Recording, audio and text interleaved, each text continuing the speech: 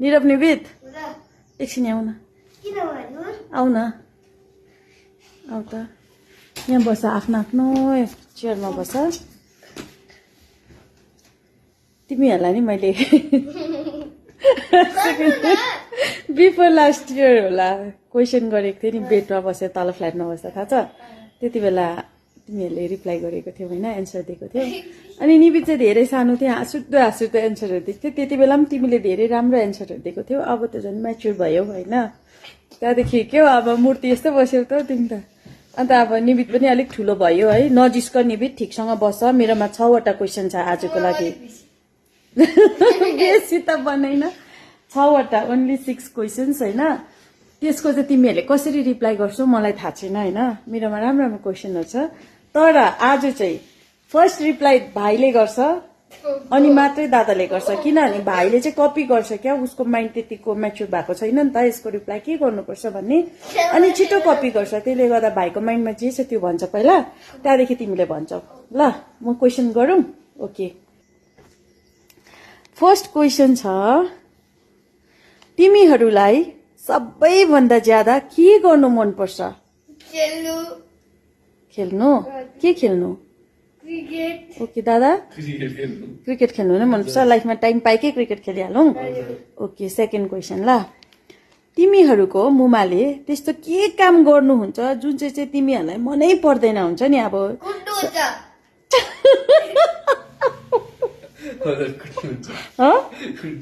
त्यसो त कुट्दिन होला नि त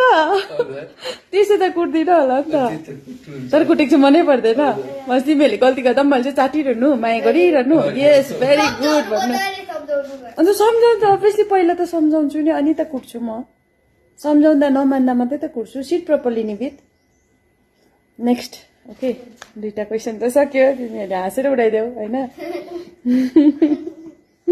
तिमीहरूलाई बुबा हजुरसँग कति बेला चाहिँ समय बिताउनु मजा लाग्छ हुन्छ नि अब बुबा हजुरको हजुर म बिना बुबा हजुरसँग समय बिताउनु मजा लाग्छ म हुँदा चाहिँ के हुन्छ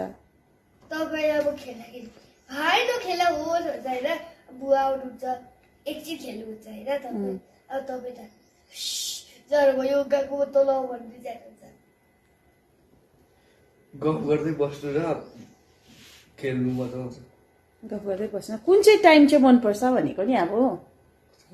अब हुन्छ नि खालि जति बेला भए पनि गफ गर्नु पाइने भइगयो इच्छुके मन परिहाल्छ खेल्नु पाइने मन परिहाल्छ है ठिकै छ त्यो पनि अर्को क्वेसन ल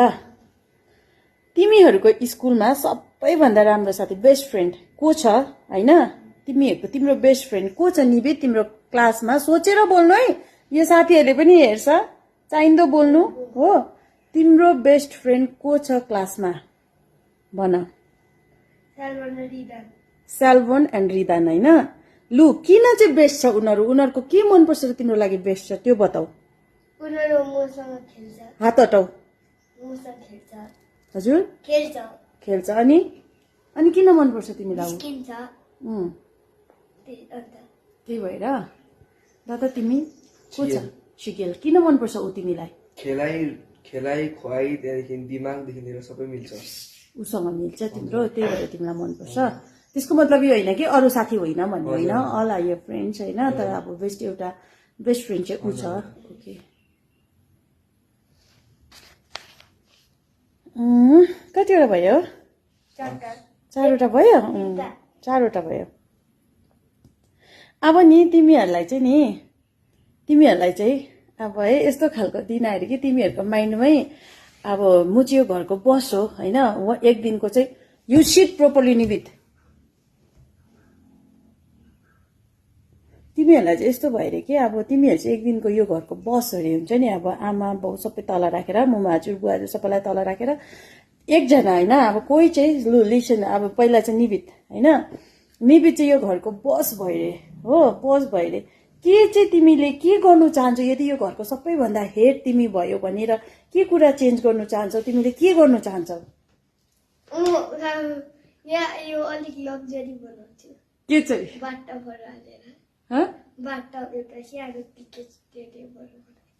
क्रिकेट यसको दाँत हेरेर हाँस उठेर भन्यो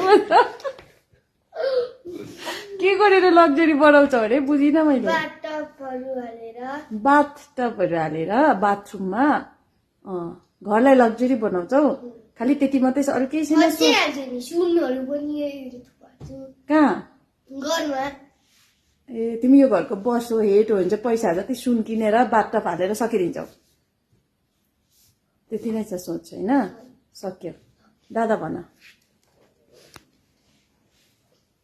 तिमी चाहिँ यो घरको बस अरे अब सोच न हामी चाहिँ सबै बिर्स तिमीले माइन्डमा हाल कि यो घर चाहिँ अब डल्लै तिम्रो अन्डरमा चल्छ अरे तिमी छौ अरे घरको हेड होइन भनेदेखि चाहिँ तिमी के गर्नु चाहन्छौ त घरलाई अझै राम्रो बनाउन चाहन्छु कसरी मोडिफाई गरेर यो हामीले बनाएको घरलाई मोडिफाई ओके कस्तो खालको मोडिफाई गर्छौ नयाँ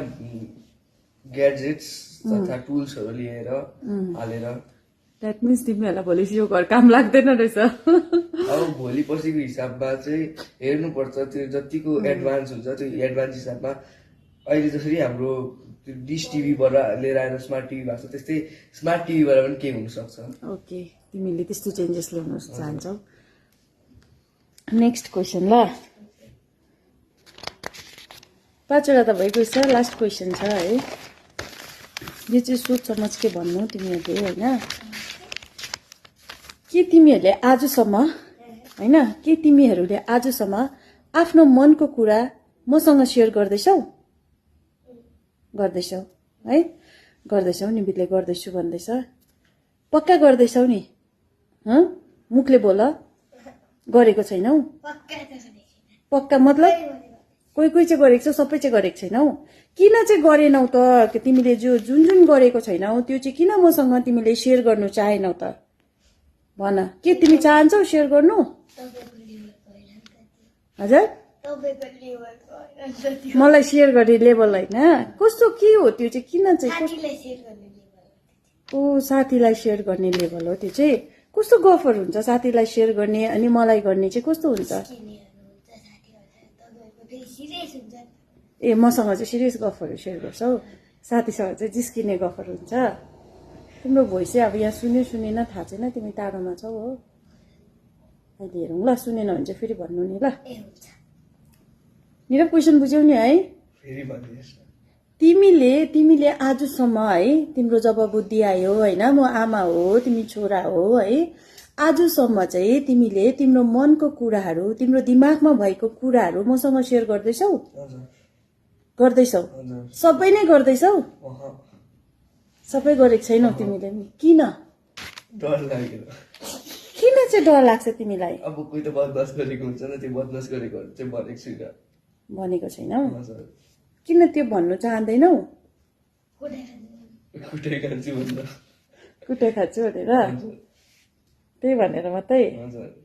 तर यदि अब तिमीलाई मैले म कुट्दिनँ भन भने चाहिँ भन्छौ भन्छौ सबै सेयर गर्छौ है नेक्स्ट अर्को कुरा सोध्छु ल म तिमीहरूलाई त्यो चाहिँ मैले बनाएको थिइनँ क्वेसन है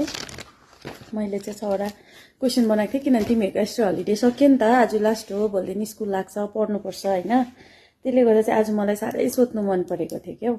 अनि के भन्छ मलाई नि तिमीहरूमा नि सबैभन्दा मन नपर्ने कुरा हुन्छ नि मुमालाई मन नपर्ने कुरा के हो तिमीहरूलाई थाहा छ के हो ढाँट्नु हो होइन तिमीहरूले ठुलो गल्ती गर्यौ अरे अनि मुमालाई आएर सिधा भन्यो नि मुमाले के गर्नुहुन्छ